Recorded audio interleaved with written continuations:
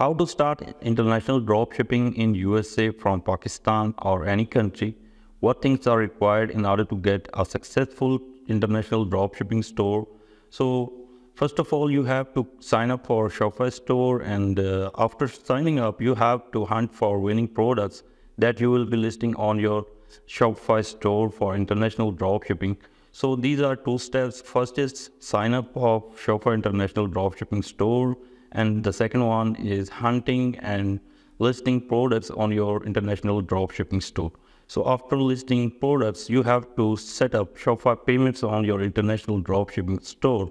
And after successful implementation of Shopify payments on your international dropshipping store, you have to go for ads management and setup of any ads like TikTok, Facebook, Pinterest. And after getting started with the ads, you'll see the sales on your store, and that is the final step. So what steps are involved in getting these things started?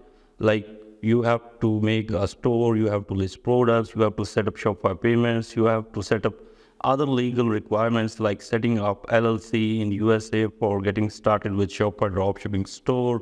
You have to get an EIN number, that is employment identification number. You have to get an SSN if you are in USA. You have to get EIN if you are not living in United States.